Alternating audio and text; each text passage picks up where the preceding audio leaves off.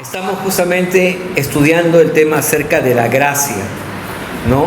Y hemos visto que la gracia es la influencia y el poder que viene de parte de Dios sobre nuestras vidas. ¿Para qué? Para transformarnos. ¿Qué significa? Que usted ya no puede ser el mismo hombre, la misma mujer que era antes de tener un encuentro con Jesús. La gracia llegó a usted y si usted camina en esa dimensión de saber que la gracia, justamente este versículo que estamos aprendiendo para el mes de febrero que dice: si permanecéis en mí y mis palabras permanecen en vosotros. ¿Qué dice la palabra? ¿Qué continúa diciendo? Pedid, ¿qué cosa? Todo lo que ustedes quieren y todo será, ¿qué dice? Hecho. Eso es lo que hace la gracia. Jesús, cuando estuvo en ese cuerpo humanizado, él caminaba en la gracia de Dios. Él sabía que todo lo que el Padre había dicho de él se iba a cumplir sin faltar ninguna palabra. Por lo tanto, él era el responsable de permanecer.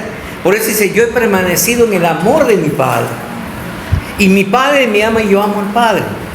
De la misma manera, usted y yo, cuando hemos recibido a Jesús por la gracia, ¿no? Dice que ya no somos pues llamados simplemente pueblo, sino que ahora somos llamados, ¿qué cosas? Hijos. Y si hijos, ¿qué cosa? Herederos. ¿Y coherederos de qué? De la gracia de Dios. Entonces debemos caminar en ese entendimiento, en esa conciencia. Y aunque la gracia nos dice recibir el favor de Dios no merecido, y pareciera que solamente tendría que ver con las cosas buenas, dice que muchas veces esa gracia es la que nos sostiene en esos momentos de tribulación, en esos momentos de angustia, en esos momentos de necesidad. ¿Por qué? Porque dice la palabra, lo que estamos estudiando en 1 Timoteo 1:12, doy gracias, dice, al que me fortaleció, ¿no? A Cristo Jesús, porque me tuvo, dice, por fiel, poniéndome en el ministerio, ¿no? Y esa gracia es la que nos hace fuerte, ¿no? Pablo decía, antes de decir, y lo hemos visto y lo seguiremos diciendo, antes de que él declare todo lo puedo en Cristo Jesús que me fortalece, él tuvo que reconocer que fue preparado en todo y para todo. Tuve hambre y estuve saciado, tuve frío y estuve pues en abundancia. Entonces la gracia también hace eso en nosotros, nos fortalece, nos ayuda a poder permanecer firmes en el camino. También vimos nosotros que en el libro de Romanos 3:24 dice que la gracia se nos ha sido entregada completamente gratis. Aunque la salvación no la podemos comprar, Dios nos la entregó, dice, completamente gratis. Y todo lo que viene de parte de Dios tiene que ver con lo que es vital, con lo que es esencial para tu vida. La gracia de Dios abarca lo que tú no puedes hacer por tus propios medios o lo que tú no puedes adquirir por tu propia economía. Por ejemplo, habíamos dicho que el aire que usted y yo respiramos no nos cuesta, porque si nos costara no pudiéramos pagarlo. El agua, aunque sea Pablo administra, pero es un regalo de Dios y es lo más vital. Lo mismo también que dice que el mundo, por conocimiento de la ley, permanecía en el pecado, y el pecado, dice, pues comenzó a crecer y abundar en la tierra. Pero la gracia de Dios dice que vino, y cuando abundó el pecado, dice, sobreabundó, ¿qué cosa? La gracia, o sea, la salvación. No podemos pagarla. ¿Y la necesitamos? Sí, la necesitamos. Es vital. Señor, porque separado de ti yo no puedo hacer nada.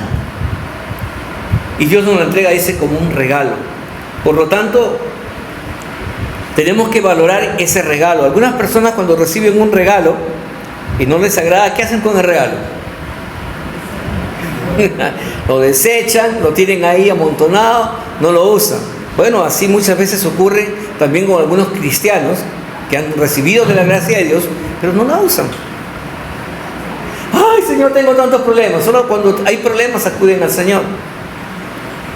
Y es justamente porque no están valorando, ¿no?, el costo de lo que era justamente el precio que Cristo tuvo que pagar porque usted y yo recibiéramos de su gracia. 1 Timoteo 1:13, hablábamos también la semana pasada, donde Pablo dice que él se reconocía y nunca olvidó quién era en su pasado. ¿Por qué? Porque muchas veces olvidamos pues de dónde Cristo nos sacó. Y cuando uno se olvida de dónde Cristo lo sacó, como que uno, bueno, no valora las cosas, ¿no? Pero dice Pablo, le decía a Timoteo, en este versículo 13, habiendo sido yo antes blasfemo, perseguidor, injuriador, dice, siendo completamente descalificado, la palabra de Dios dice, mas fui recibido a misericordia porque lo hice estando en ignorancia o en incredulidad. Entonces la palabra de Dios dice, estando completamente descalificado, dice, ese favor no merecido de parte de Dios, lo recibí. ¿Por qué? Porque soy un necesitado de la gracia de Dios. No porque yo tengo 20 años, 30 años en el ministerio, no porque yo soy un pastor, no necesito de la gracia y puedo decir y puedo caminar en soberbia. No. Somos necesitados de la gracia todos los días de nuestra vida. ¿Por qué? Porque no somos merecedores. Porque la paga del pecado, ¿qué cosa es? Muerte. Mas la dádiva, o sea, el regalo, la gracia de parte de Dios, ¿qué cosa es? Vida eterna ¿en quién? En Cristo Jesús, Señor nuestro. No es simplemente vida eterna, sino que hay inmediatamente una adquisición que se hizo. La gracia te adquirió, te compró con un precio de sangre. Y te dice que Cristo es nuestro Señor. Y Él es el dueño de tu vida. Ya no eres tú, ya no te puedes manejar como tú quieres. Es que yo quiero, es que pastor, mira, el día domingo para mí es estas cosas y yo quiero hacer esto. Un ratito. Esa ya no es tu vida. Tu vida le pertenece al Señor y Él es quien ha dispuesto. Y por lo tanto, cuando uno entiende que Él ha dispuesto, Él es mi Señor, y yo tengo que hacer lo que mi Señor dice, y no dejando de congregarse como algunos tienen, ¿qué cosa? Por costumbre. Venimos a la casa de Dios a poder reunirnos y estar pues entendidos. Ahora, tener presente nuestra necesidad de la gracia de Dios. Muchos de nosotros nos comparamos con un teléfono celular. Cuando el teléfono celular es nuevo, la batería dura bastante, ¿cierto? Pero ya cuando ese teléfono tiene sus añitos, ¿cómo es la batería? Cada rato necesita conectarse, ¿no? Bueno, pues aquí, ¿cuántos son nuevos en la fe? ¿Y cuántos ya tienen sus añitos en la fe? Entonces, ¿qué significa? Que tenemos que estar más tiempo, más conectados en la presencia de Dios. Por eso es que usted no puede faltar. Usted tiene que vivir siendo consciente de su necesidad. Señor, yo necesito de tu gracia. Señor, yo no puedo alejarme de ti. Dice, si mis palabras permanecen en vosotros, lo que acá estamos aprendiendo en este versículo de este mes. Yo necesito estar conectado con tu visión. Necesito estar conectado con mi llamado. Necesito estar conectado con el servicio que tú me pides. ¿Para qué? Para cumplir tu voluntad. Si yo estoy desconectado, entonces no voy a poder hacer lo que Dios me está pidiendo que haga. Y que es vivir justamente para su gloria. Vayamos a 1 Timoteo capítulo 1, verso 14. Miren lo que ahora el apóstol Pedro le dice a Timoteo. Reconozco mi necesidad, que era muy grande, porque yo fui un hombre terrible, blasfemo, dice, injuriador, perseguidor. Yo llevé a la muerte a muchas personas. Por lo tanto, dice, yo necesito de esa gracia.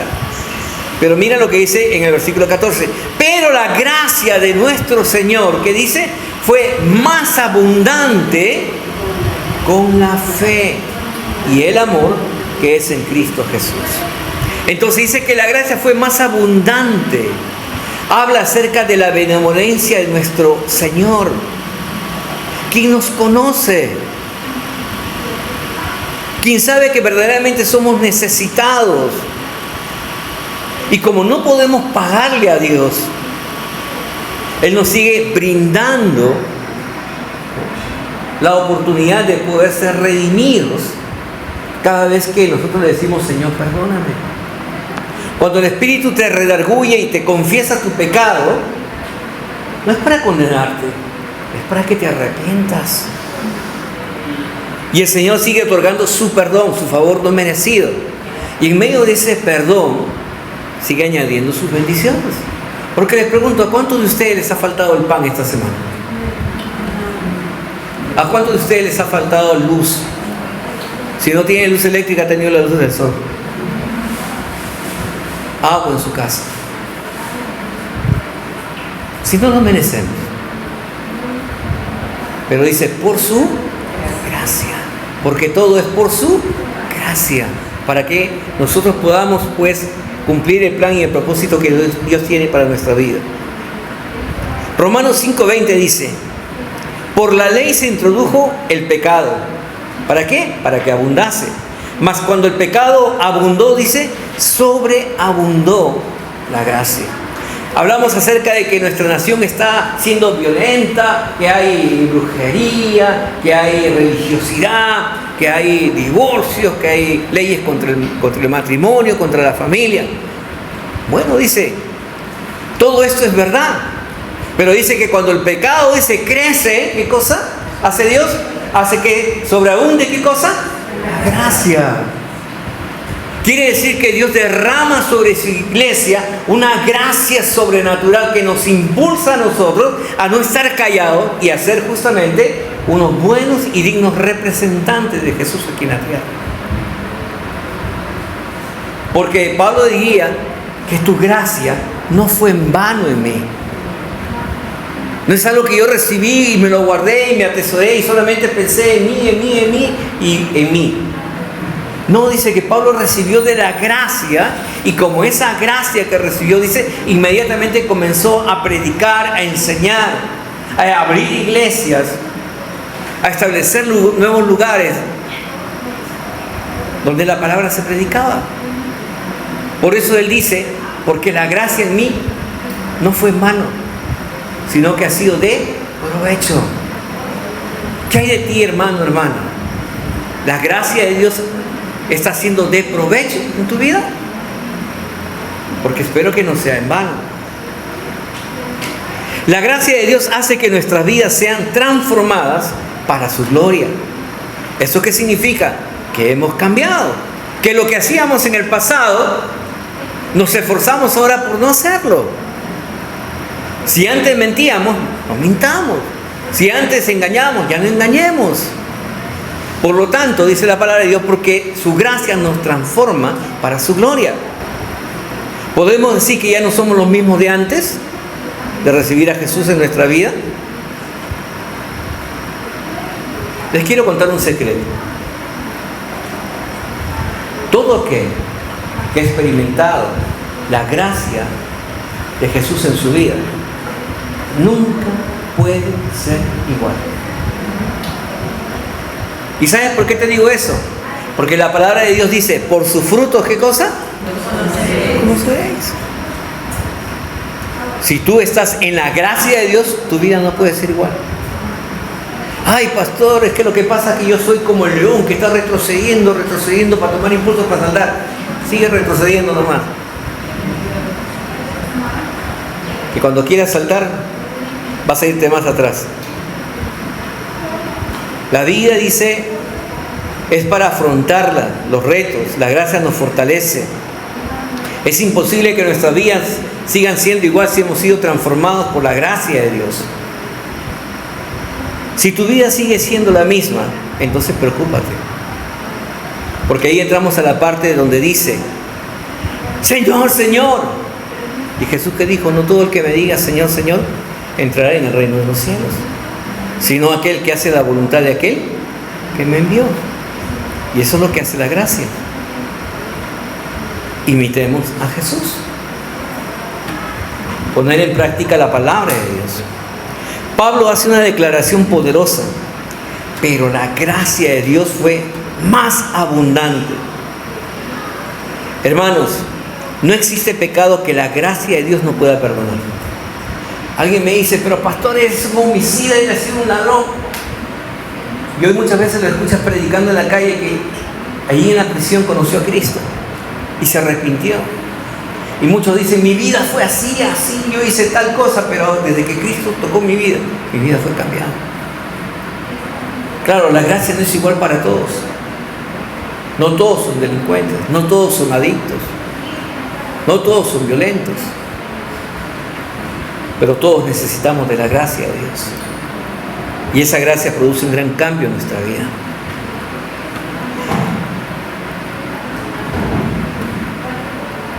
Ahora, el vivir en la gracia nos hace también tomar una decisión. Por el libre albedrío que tú tienes y que yo también he recibido de parte de Dios, Dios nos dice, escoge. Si aceptas la gracia, entonces aceptas la transformación de tu vida. Y si no aceptas la gracia, entonces tu vida seguirá siendo igual. Y si tu vida sigue siendo igual, es porque Jesús no está en ti. Porque si Jesús está dentro de nosotros, inmediatamente lo que va a ocurrir es que nos vamos a poner a cuentas con Dios. El libro de Isaías, capítulo 1, verso 18, habla acerca de una invitación o un llamado que Dios le hace a la nación de Israel. Y es lo mismo que el Señor le está diciendo a la iglesia Misión Cristiana en nuestra casa el día de hoy. Dice, venid luego, dice Jehová, y estemos a cuenta. Si vuestros pecados fueran como la grana, como la nieve serán emblanquecidos. Si fueran rojos como el carmesí, vendrán a ser como blanca lana. Venid luego, dice el Señor, y estemos, dice, ¿a qué? A cuenta. ¿Sabe, hermano? Porque debemos ser conscientes de que no hay pecado que Dios no pueda perdonar. No hay. Porque para Dios no hay nada imposible.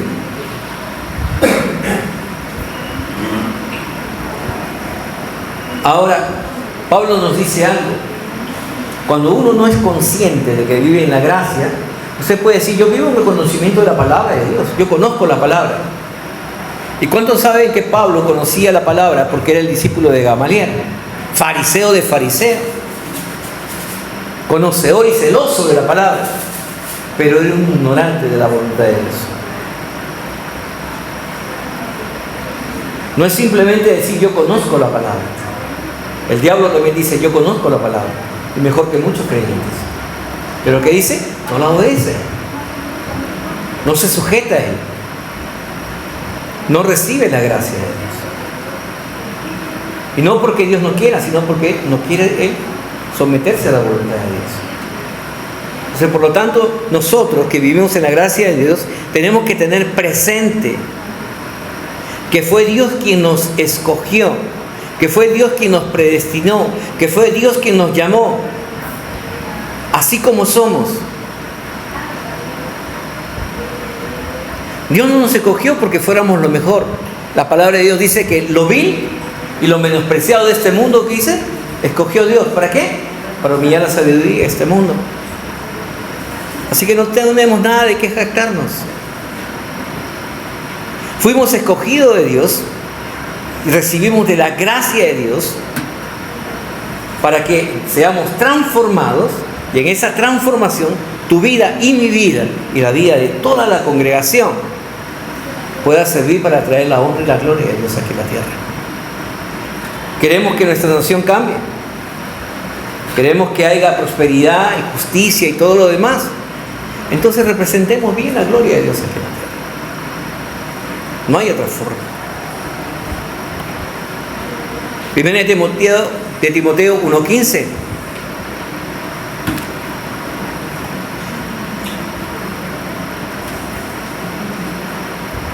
Entonces hay una necesidad, dice, una gran necesidad.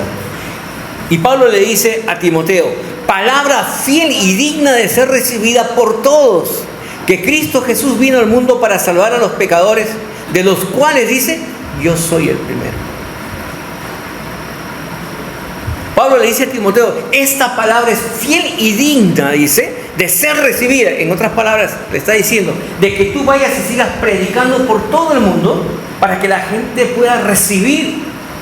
Porque así como Dios te alcanzó a ti, el propósito en el corazón de Dios es que ninguno ¿qué? Se pierda. sino que todos procedan ¿a qué cosa? Al arrepentimiento mediante el conocimiento de la gracia que es en Cristo Jesús. Y esto es por la predicación de la palabra. Y por eso nos dice Pablo que tenemos que ser conscientes de dónde el Señor nos sacó. Porque Él dice, yo soy aquel que necesita esas gracias. Por lo tanto, yo no me olvido, dice Pablo, cuáles son mis raíces. El mensaje de Cristo vino para salvar a los pecadores, de los cuales dice, yo soy el primero. Él no dice, no, ya, ese es un borracho, no, ese es un infiel, ese es un adicto, no dice él, sino que dice, él se pone en su misma posición. Yo soy el primer pecador. ¿Por qué? ¿Y sabe por qué te digo esto, hermano? Porque tú, conociendo la voluntad de Dios, muchas veces no la haces. Esos hombres viven en ignorancia e incredulidad, pero tú, que confiesas con tu boca, que conoces a Dios, que has experimentado lo sobrenatural de Dios en tu vida, cierras tus labios y no predicas, entonces hay una mayor condenación sobre tu vida. Pero la gracia, diga conmigo, pero la gracia sobreabunda, dice, para que nosotros podamos arrepentirnos y tomemos nuestro lugar. Cuando dice la palabra fiel y digna de ser recibida, nos habla acerca de la fidelidad de Dios. Esa fidelidad que es para cumplir todo lo que nos ha prometido en su palabra. Quiero que sepa, hermanos, que Dios nunca te va a mentir. Dios nunca te va a fallar. Dios nunca va a llegar tarde. Él va a llegar en el tiempo perfecto de su voluntad. ¿Te has puesto a considerar verdaderamente todo lo que Dios nos quiere entregar? ¿O todo lo que Dios ya te entregó a ti?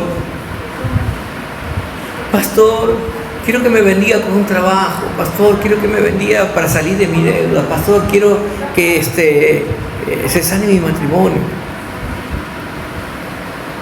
Yo puedo entender eso, hermano, de una persona que no conoce la Escritura o que recién está conociendo la Escritura. Pero una persona que vive siendo consciente de lo que ha recibido ya de parte de Dios,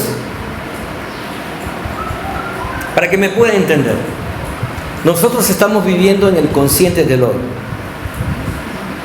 pero la voluntad de Dios no es para nuestro hoy, es para nuestro futuro. Es pues la fe, la certeza de lo que se espera, la convicción de aquello que no ves ahora, pero que sabes que es una realidad. Por eso que tú tienes que ser consciente que Dios ya te proveyó, que Dios ya sanó, que Dios ya restauró tu matrimonio, que Dios ya sanó tus heridas, que el Señor ya te libertó, que el Señor no permitirá que tus hijos se pierdan. Tenemos que ser conscientes de vivir en la gracia de Dios y no miramos atrás, sino seguimos puesta la mirada en el Señor. ¿Por qué? Porque palabra fiel y digna de ser recibida es esta. Ahora, ¿qué nos ha prometido Dios entregarnos? Primeramente dice nuestra tierra prometida. Cuando iniciamos nuestra historia de fe con mi esposa, vivíamos en la casa de mi padre, con una economía que no era muy buena, y el Señor fue fiel. El Señor dijo que nos iba a entregar un terreno, nos iba a dar una casa, no de la noche a la mañana, pero le creímos al Señor. Salimos a vivir luego en un alquiler. Luego, reconozco que me equivoqué, hice un departamento en el tercer piso de mi casa y al mes salimos de ahí, salimos para el terreno que el Señor nos entregó, porque el Señor nos iba a entregar un terreno. Y Dios es fiel y poco a poco hemos ido, ¿qué cosa dice? Construyendo nuestra casa. Y el Señor dice que nos va a dar nuestra tierra prometida, nuestro lugar que va a ser la herencia para nuestros hijos y nuestras generaciones. Y tenemos que ser conscientes de que tenemos un Dios fiel. ¿Qué más nos ha prometido Dios? Dios nos ha prometido, dice también, que nos va a mantener con salud. ¿Qué significa? Que usted no nos vamos a enfermar. Sí, no vamos a enfermar, pero tenemos pues que Dios es nuestro sanador, que nos va a mantener con una buena salud. El Señor ha prometido bienestar, ha prometido prosperidad financiera, nos ha asegurado que nuestra descendencia gozará de una buena herencia. Y esto me lleva muchas veces a pensar, como yo pensaba cuando recién empecé el ministerio, y como hay algunos que piensan, ¿no? Bueno, yo solamente estoy orando, pues que empezaban a orar por una casa, pasó un tiempo, pasó un año, ya no oraban por una casa, no, voy a orar por un terreno, pasó el siguiente, un par de años, no, voy a orar ahora por un departamento, un alquiler, y poco a poco van bajando sus expectativas, ¿no? Y sin darnos cuenta, van bajando su nivel de estándar, y en otras palabras van bajando su fe. Hermano, usted tiene que mantenerse firme. Vuelvo a repetir, Dios no te va a mentir. Lo que Él ha dicho, Él lo hará. Amén. Pensando en algunos hermanos que han sido mal enseñados por otros predicadores, que solamente buscan a Dios para ser sus salvavidas. Solamente voy a ayunar porque necesito esto. Solamente voy a pedir a Dios porque quiero esto. Buscan a Dios como si fuera un salvavidas o un bombero para que le apague su incendio. Y esto es porque simplemente no comprenden y no entienden que tenemos un Dios que no tiene límites. Un Dios ilimitado. Un Dios todopoderoso. Un Dios que dice, yo soy especialista en lo imposible. ¿Habrá acaso algo imposible para mí? Entonces usted y yo tenemos que vivir siendo conscientes. Y si hay alguien alrededor de su vida que venga a querer decirle cualquier otra cosa, miren lo que Pablo le dice a Timoteo, a Tito 1:11. Se van a levantar hombres, se van a levantar mujeres, se van a levantar predicadores trayendo otros mensajes diferentes. Y entonces dice lo siguiente, a los cuales es preciso, dice, taparle la boca. Porque son gente que trastorna casas enteras enseñando por ganancia deshonesta lo que no conviene. Jesús ya lo hizo todo, hermano. No tienes que hacer nada. ¿Sí? Jesús hizo lo imposible para mí. Pero su palabra me dice, los que perseveren hasta el fin. ¿Qué significa? Que yo tengo que permanecer. Tengo que permanecer.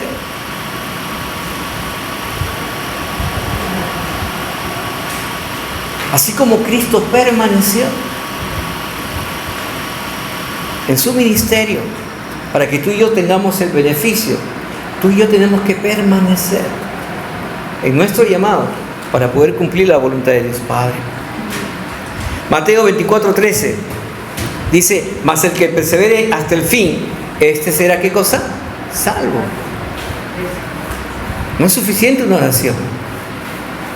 Tiene que haber evidencia de esa transformación en tu vida. ¿Cuál es esa palabra digna de ser recibida? Es que nuestro Señor Jesucristo vino con un propósito claro. Él vino a salvarnos. Cuando nuestro Señor Jesucristo nos da a nosotros el regalo de la gracia, de nuestra salvación, es un paquete completo. Es una restitución a tu diseño original, entre tu relación con Dios como tu Padre. Por lo tanto, tú eres merecedor de toda la promesa que Dios ha entregado pues, en su palabra. Ahora, la gracia no debe provocar en nosotros orgullo. La gracia tiene que producir en usted humildad. Por eso Pablo dice, yo soy el primero de los pecadores. Se pone en una condición de ser humilde. Hay veces queremos mirar a los demás por encima de los hombros. No, yo soy santo, tú eres pecador. Si hoy estamos aquí, es porque éramos como ellos. Y por la gracia de Dios, que fuimos escogidos antes que otros, estamos aquí. La gracia de Dios es la salvación en Cristo Jesús. Es algo que no podemos comprar. Efesios 2, versículos 8 y 9. Porque por gracia sois salvos por medio de la fe, y esto no de vosotros, pues es don de Dios, no por obras, para que nadie se gloríe. Pablo nos dice que en un corazón entendido de lo que significa el sacrificio de Jesús en la cruz, esto produce un corazón agradecido. Nunca se cree superior a nadie. El tener presente de dónde Jesús nos sacó, nos hace caminar en la postura correcta de humildad. Hermanos, nunca debemos de olvidar de dónde Jesús nos ha sacado y a dónde Jesús nos está llevando el día de hoy. Salmos capítulo 103, versículos 1 y 2. Y un corazón que es agradecido dice, bendice alma mía a Jehová y bendiga todo mi ser tu santo nombre. Bendice alma mía a Jehová y no olvides ninguno de sus beneficios. Ninguno de sus beneficios. Porque todo lo que tenemos, todo lo que vamos a ir logrando, alcanzando, usted y yo tenemos que reconocer que es por la gracia de Dios. Pablo nos habla acerca que él tenía la necesidad de recordarse a sí mismo del lugar donde Jesús lo retornó. Tú y yo tenemos también esa misma necesidad de recordarnos de dónde Jesús nos sacó. ¿Para qué? Para poder entender lo que la gracia de Dios significa para nosotros y lo que debemos de hacer en beneficio de los demás. Porque no es algo que se trate ahora de ti, porque ya tú has sido merecedor de la gracia, pero hay otros que esperan su oportunidad y Dios te quiere utilizar poderosamente a ti. Por eso, que cuando un cristiano vive consciente de esto, de la gracia de Dios moviéndose en su vida, entonces la gracia produce en nosotros lo que a Dios le agrada. ¿Y qué le agrada a Dios? ¿Qué dice la Escritura? ¿Qué es lo que Dios está buscando en la tierra?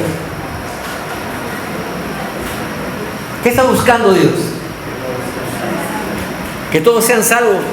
Ese es el deseo de Dios. Pero ¿qué busca, dice Dios, aquí en la tierra? Estoy buscando adoradores, ¿qué cosa? En espíritu y en verdad. Cuando uno vive consciente de la gracia, no importa si estoy con la voz ronca, no importa si soy desorejado, desafinado. Mira, ¿sabes qué? Si este cuerpo no quiere, no me interesa si tú no quieres. Yo he venido a alabar a Dios. Yo he venido a rendirle honor y gloria a aquel que es digno de merecerlo. Y por lo tanto me pongo en sintonía con el cielo. Y si en el cielo los ángeles cantan, yo tengo que cantar también. Por eso hay una alabanza que dice, lo que se canta en el cielo lo cantamos aquí en la tierra. El que se adora en el cielo, ¿qué hace? Adoramos también aquí en la tierra. Ser conscientes de vivir en la gracia, hermanos, nos hace ser adoradores. Por eso que dice Pablo en 1 Timoteo 1:16, pero por esto fui recibido a misericordia para que Jesucristo mostrase en mí primero toda su clemencia, para ejemplo de los que habrían de creer en Él para vida eterna. Miren, abundó el pecado en mi vida, pero cuando la gracia de Dios sobreabundó, dice, fui merecedor de la misericordia. Fui merecedor de su misericordia.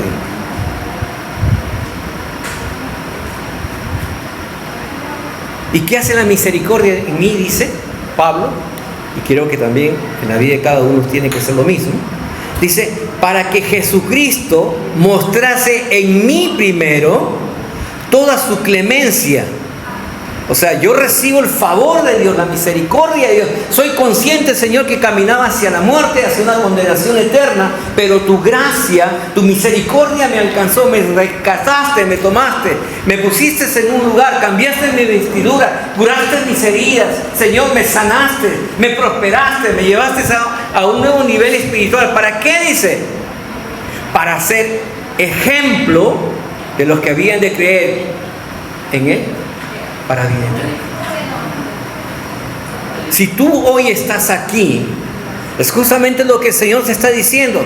Yo te llamé, yo te digo que y te considero fiel y digno para mostrar en ti primeramente mi misericordia, mi clemencia, para que tú salgas al mundo y seas ejemplo para aquellos que han de creer también para vida eterna.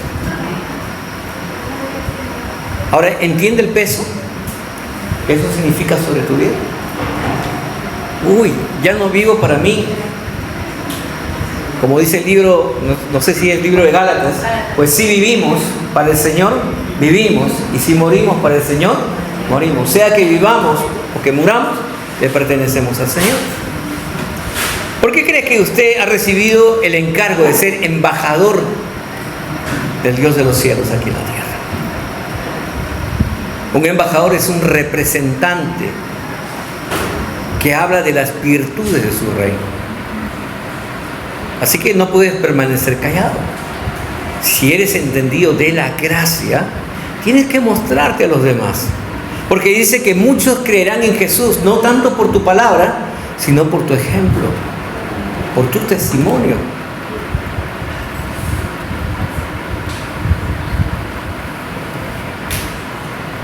Recuerde, Pablo dice que su vida estaba tan perdida que por eso fue Dios quien le extendió de su gracia. Y todos sabemos que la vida del apóstol Pablo se convirtió en un ejemplo vivo del poder de la transformación de Cristo.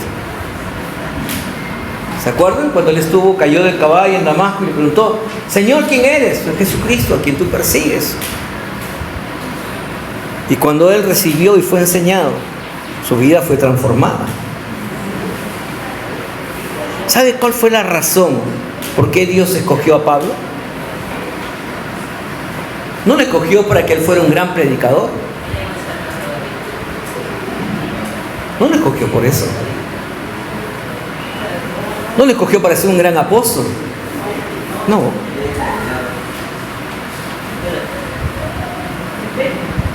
¿Sabes por qué Dios escogió a ti? ¿Y a mí? Tú y yo fuimos escogidos por Dios para poder Dios mostrar su misericordia para nuestra vida. ¿Sabes por qué más Dios escogió a ti y a mí? Para que tu vida y mi vida puedan ser fuente de esperanza para otros. ¿Y sabes para qué más Dios escogió a ti y a mí? Para que tu vida y mi vida pueda manifestar la gloria de Dios aquí en la tierra.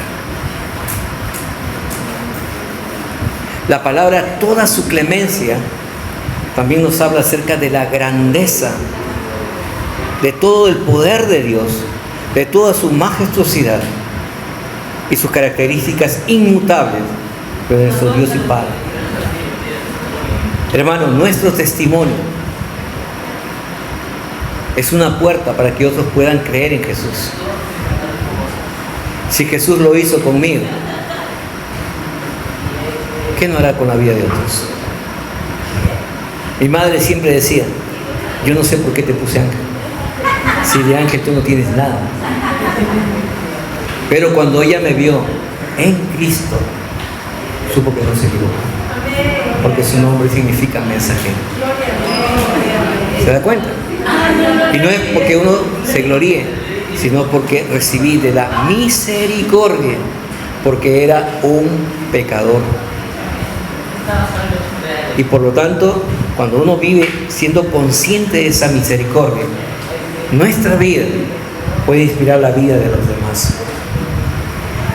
Hermanos, hermanas, el vivir sin entender el poder de la gracia de Dios en nuestras vidas, nos hará mirar a Dios de una forma muy pequeña.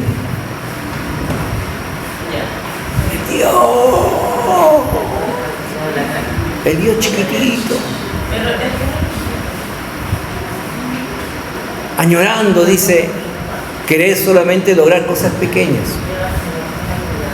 Pastor, alguien me dijo, pero pastor, ¿por qué vas a estar pidiendo por un terreno de más de 1.300 metros cuadrados, más de 1.000 metros cuadrados?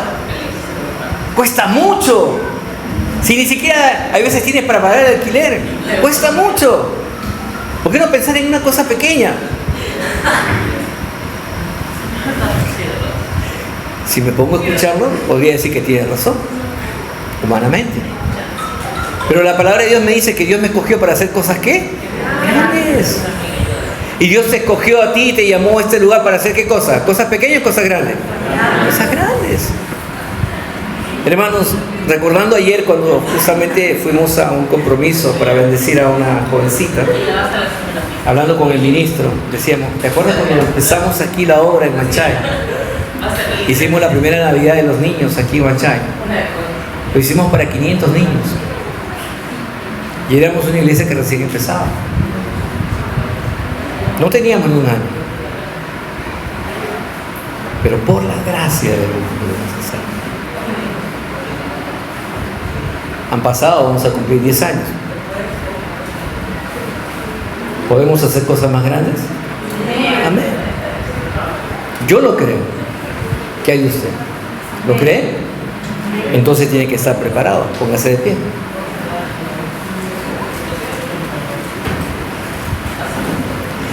¿Por qué Dios quiere que ponga tanto énfasis en este tema de la gracia? Porque cuando uno comprende el verdadero poder de vivir en la gracia de Dios, vamos a ver a Dios tal como Él es. Un Dios todopoderoso, digno de ser representado, y vamos a poder lograr grandes cosas para la gloria de su nombre.